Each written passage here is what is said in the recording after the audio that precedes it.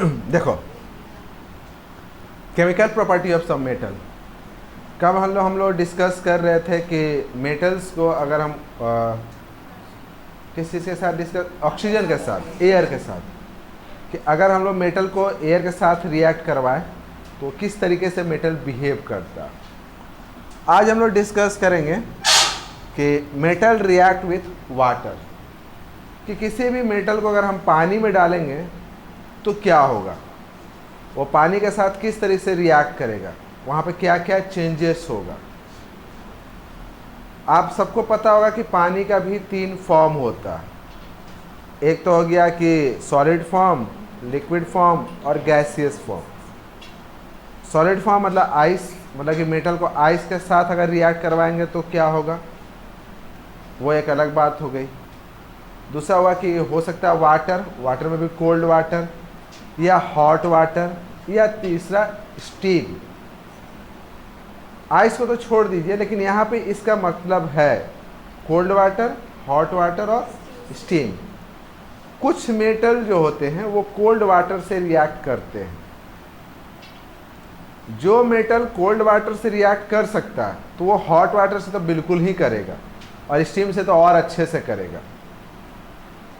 लेकिन कुछ मेटल ऐसे हैं जो कि कोल्ड वाटर से रिएक्ट नहीं करते हैं, तो वो हॉट वाटर से रिएक्ट करता है। और जब वो हॉट वाटर से रिएक्ट कर सकता है तो स्टीम से भी कर सकता है। और कुछ मेटल ऐसे हैं जो कि कोल्ड और हॉट वाटर से तो रिएक्ट नहीं करते हैं, बट स्टीम से रिएक्ट करते हैं। और इसके अलावा कुछ मेटल ऐसे हैं कोल्ड, हॉट, स्टीम, वो किसी से रिएक्ट नहीं करता। तो मेटल यहाँ पे हम लोग 4 कैटेगरी में पढ़ सकते हैं। ये इसको हम लोग 4 पार्ट में पढ़ेंगे। पहला पढ़ेंगे कि कुछ मेटल जो रिएक्ट करते हैं विथ कोल्ड वाटर। तो वो कौन कौन से मेटल है जो कोल्ड वाटर से रिएक्ट करते हैं। तो सबसे पहला आता है इसमें 2 नाम, सोडियम और पोटेशियम। सोडियम और पोटेशियम जो है वो कोल्ड वाटर से रिएक्ट करता है। इवन जो कैल्शियम है वो भी कोल्ड वाटर से रिएक्ट करता है, लेकिन हम सोडियम पोटेशियम को अलग रखते हैं, कैल्शियम को थोड़ा अलग। क्यों अलग रखेंगे वो आपको आगे समझ में आ जाएगा। सबसे पहले बात होता क्या है ना, कि कोई भी मेटल जब वाटर से रिएक्ट करता तो रिएक्ट करने के बाद बनाता वो मेटालिक ऑक्साइड विथ हाइड्रोजन। ठीक, अब मेटालिक ऑक्साइड बनाया, विथ हाइड्रोजन बनाया। अब ये जो मेटालिक ऑक्साइड है वो फर्दर उस सॉल्यूशन के अंदर है, वहाँ पर और पानी है ही, वो फर्दर वाटर से रिएक्ट कर लेता है, और वाटर से रिएक्ट करने के बाद बना लेता है मेटालिक हाइड्रोक्साइड विथ हाइड्रोजन। ठीक, मतलब यहाँ पे क्या हुआ कि सबसे पहले मेटल जो है, आप ऐसे देखिए कि मेटल रिएक्ट किया किससे, वाटर से, और रिएक्ट करके क्या बनाया,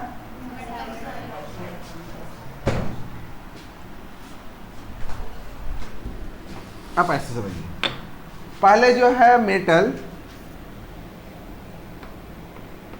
और रिएक्ट किया वाटर से,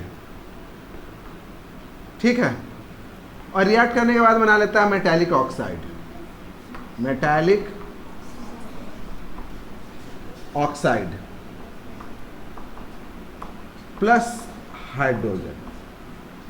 फॉर एग्जाम्पल मान लिए ये एक जार है, और इस जार के अंदर में वाटर भरा पड़ा हुआ है। इसके अंदर मेटल डालें, वाटर है, वाटर के अंदर मेटल डालें। जैसे ही मेटल डालें तो ये वाटर से रिएक्ट किया, और रिएक्ट करने के बाद क्या बना लिया, मेटालिक ऑक्साइड और हाइड्रोजन। हाइड्रोजन गैस बनेगा ना तो बबल्स निकलता, ठीक है ना, वो बबल्स निकलेगा, वो बबल्स आप देख सकते हो। और फिर बोलता है कि वो बबल्स निकलेगा, वो बबल्स जो होता है वो हाइड्रोजन गैस होता है। अब उसको पता करना है कि ये हाइड्रोजन गैस ही है, तो उसके लिए एक सिंपल सा उपाय है जो हर बुक में पढ़ोगे या लिखा हुआ मिलेगा आपको, कि एक मैच स्टिक ले जाओगे और इस गैस के पास, तो बर्न करेगा विथ पॉप साउंड। ऐसे आवाज़ होता है ना, उस पॉप साउंड के साथ वो बर्न करता है। तो हाइड्रोजन की खासियत है कि जब भी उसके पास मैच स्टिक ले जाएंगे तो जलेगा, बर्न करेगा विथ पॉप साउंड, वो अलग चीज़ है। तो हम क्या किया कि मेटल को इसके अंदर डालें, वाटर के अंदर, मेटेलिक ऑक्साइड बनाया प्लस हाइड्रोजन बनाया। लेकिन ये जो मेटेलिक ऑक्साइड है अभी भी किसके अंदर है? वाटर के अंदर। तो फर्दर क्या होता है कि metallic oxide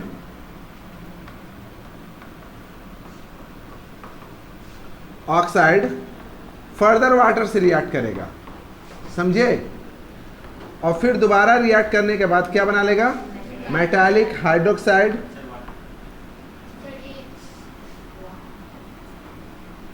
metallic hydroxide plus hydrogen, ठीक है ना, इसको हटा प्लस H2।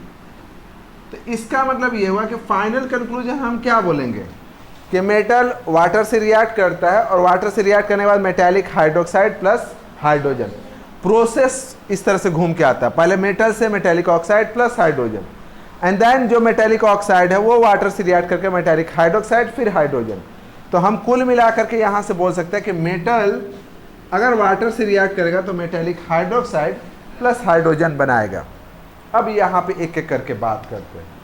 सोडियम और पोटेशियम, सोडियम और पोटेशियम वाटर से काफ़ी फास्टली रिएक्ट करता है, और वो भी कोल्ड वाटर से। कि सोडियम और पोटेशियम जो होता है कोल्ड वाटर से भी काफ़ी फास्टली रिएक्ट करता है, और ये काफ़ी वायलेंट होता है या वायलेंटली रिएक्ट करता है। वायलेंटली रिएक्ट इसलिए करता है क्योंकि जब कभी भी सोडियम या पोटेशियम वाटर से रिएक्ट करेगा तो यहाँ पे क्या होता है कि ह्यूज अमाउंट में हीट एनर्जी रिलीज होता है, और इतना अमाउंट में हीट एनर्जी रिलीज होता है। अच्छा, सोडियम पोटेशियम वाटर से रिएक्ट किया, एक चीज़ क्या प्रोड्यूस हो रहा? हाइड्रोजन। मेटालिक हाइड्रोक्साइड तो खैर बन ही रहा, और साथ ही साथ ह्यूज अमाउंट में हीट एनर्जी जनरेट हो रहा। ये हीट एनर्जी के कारण क्या होता है कि ये जो हाइड्रोजन है दे कैच अ फायर, वो आग को पकड़ लेता है, और आग को पकड़ेगा तो समझ ही रहो कि काफ़ी वायलेंट हो सकता है ना, इससे आप जल भी सकते हो। तो इसीलिए कहा जाता है कि सोडियम और पोटेशियम जब कभी भी वाटर से रिएक्शन करते हैं तो काफ़ी खतरनाक होता है, इससे आपको नुकसान पहुंच सकता है। और क्यों पहुंच सकता है? क्योंकि यहाँ पे ह्यूज अमाउंट में हीट जनरेट होता है, और ये हीट के कारण जो हाइड्रोजन है दे कैच अ फायर, मतलब उतना हीट सफिशिएंट होता है कि हाइड्रोजन आग को पकड़ ले। अब आप बता सकते हो कि इस रिएक्शंस को आप एक और नाम से भी जानते होंगे, जिसमें एक हीट निकलता है आफ्टर रिएक्शन, हीट रिलीज हो रहा है ना, इसको कौन सा रिएक्शन हम लोग कहते हैं? एक्सोथर्मी। तो कहते हैं कि potassium and sodium whenever react with cold water they are highly exothermic reaction. ये हाईली एक्सोथर्मिक रिएक्शन होता है क्योंकि इसमें ह्यूज क्वांटिटी में हीट जनरेट होता है, और इस हीट, उतना जो हीट प्रोड्यूस होता है वो सफिशिएंट है हाइड्रोजन के लिए कि वो आग को पकड़ ले, और इसलिए वो वायलेंट होता है। तो यहाँ पे अगर हम लोग लिखेंगे तो क्या लिखेंगे? सोडियम Na प्लस H2O, क्या बनेगा? Sodium hydroxide NaOH plus H2, और साथ में क्या लिखेंगे?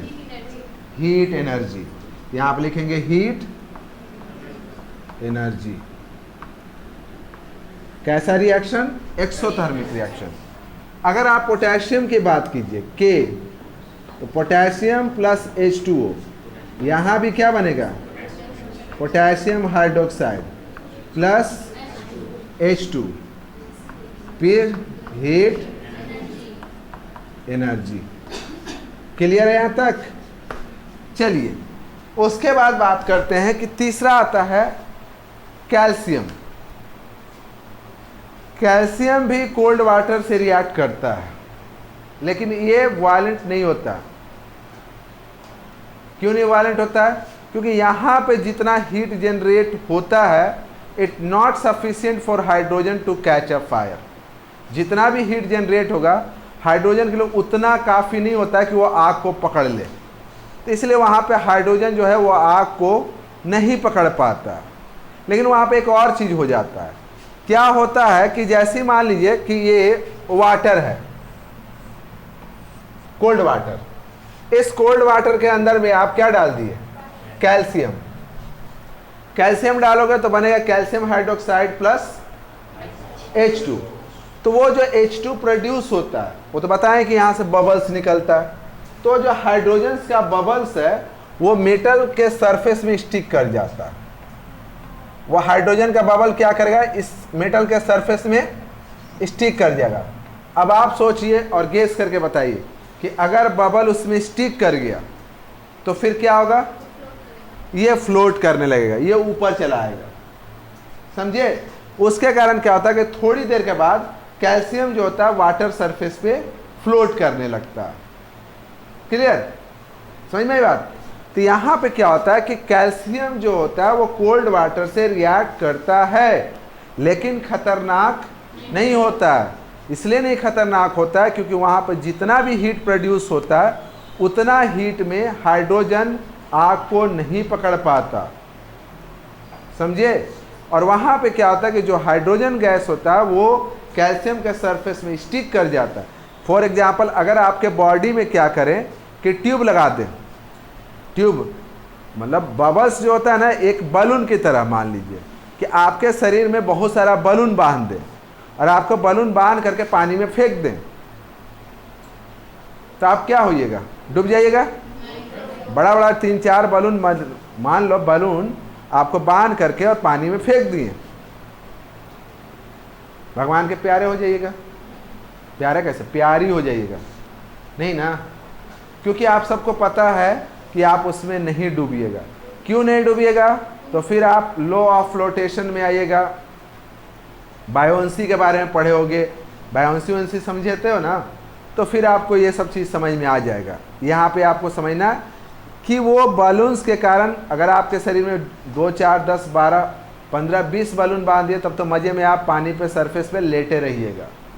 सेम यहाँ पे हाइड्रोजन बबल जब कैल्शियम पे स्टिक कर जाता है तो कैल्शियम आराम से वाटर सरफेस पे तैरता रहता है। क्लियर? तो यहाँ इसका मतलब ये हुआ कि कैल्शियम रिएक्ट विथ H2O, ठीक है, और क्या बनाएगा, कैल्शियम हाइड्रोक्साइड प्लस H2, ठीक है। क्लियर? यहाँ पर तक, यहाँ तक समझ में आया? चलिए अब इसके बाद आता है कि उसके बाद जो मेटल होता है लाइक मैग्नीशियम। मैग्नीशियम जो होता है वो कोल्ड वाटर से रिएक्ट नहीं करता, तो उसके बाद magnesium does not react with cold water. लेकिन मैग्नीशियम जो होता है वो गर्म पानी से रिएक्ट करता है। वो ठंडा पानी से रिएक्ट नहीं करेगा, लेकिन वो गर्म पानी से रिएक्ट करेगा। तो गर्म पानी से रिएक्ट करेगा तो फिर क्या होगा, ये तीन जो हैं ये रिएक्ट किससे कर रहे हैं, कोल्ड वाटर। मैग्नीशियम जो है वो रिएक्ट करता विथ हॉट वाटर। इसको बैलेंस कर दें, चलिए बैलेंस हम कर ही देते हैं। तो यहाँ पे लिख देंगे 2, ठीक है ना, बैलेंस हो गया, हो गया, ठीक है। मैग्नीशियम जो है वो हॉट वाटर से रिएक्ट करेगा H2O, और फिर क्या बनाएगा, मैग्नीशियम हाइड्रोक्साइड प्लस H2। क्या यहाँ पे हीट जनरेट होगा, नहीं।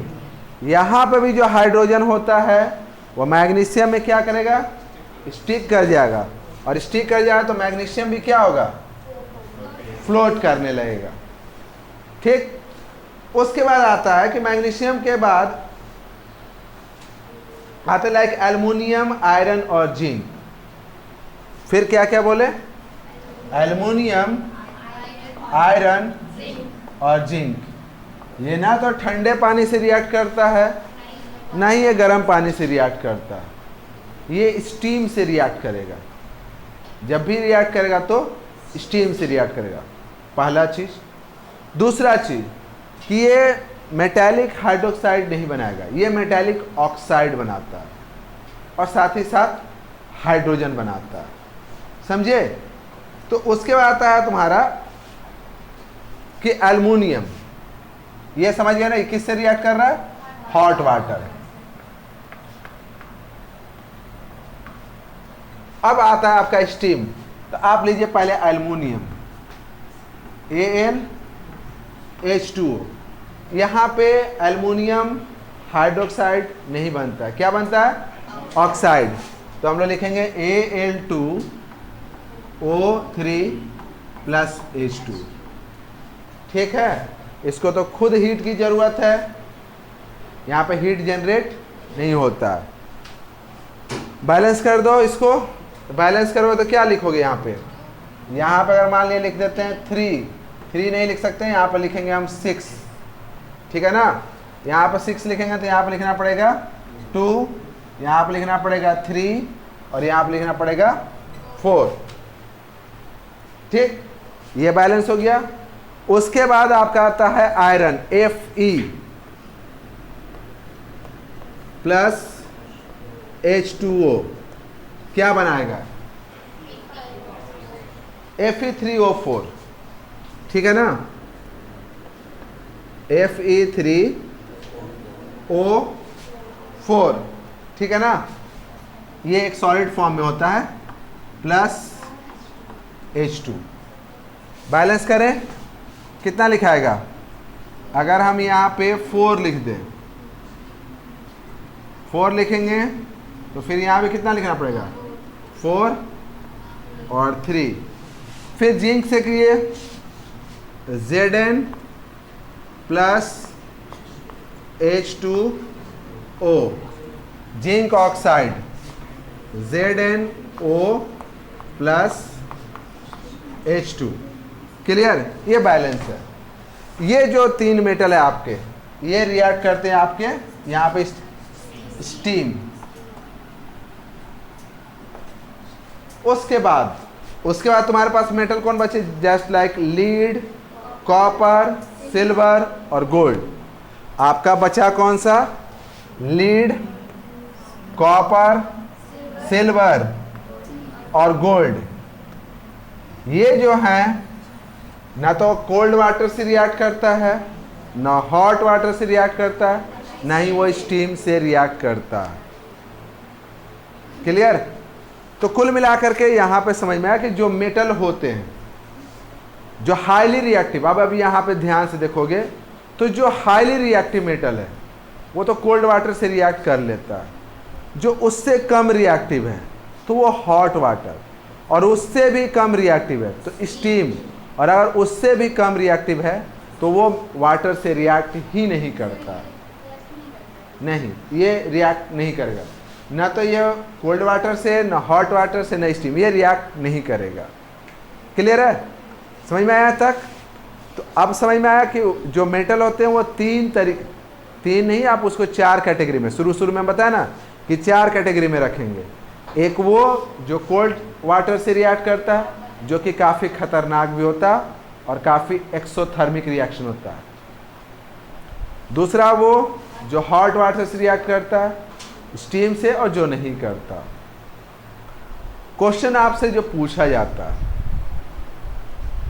कि कभी भी जब भी सोडियम या पोटेशियम वाटर से रिएक्ट करता तो काफ़ी वायलेंट होता है, वो काफ़ी वायलेंट क्यों होता है?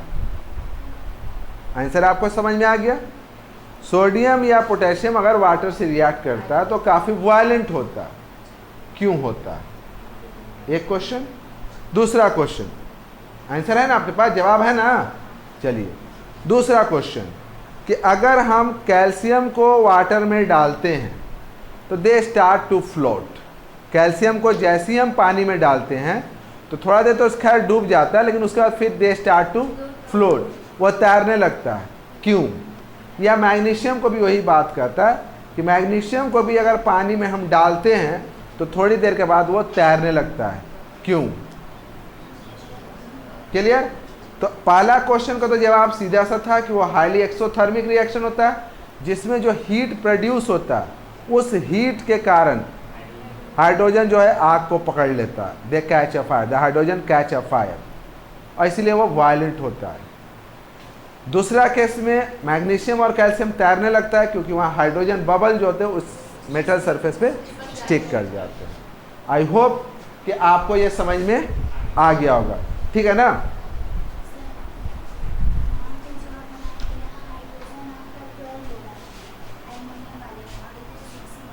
यहाँ पे अच्छा, यहाँ पे कितना हो रहा है?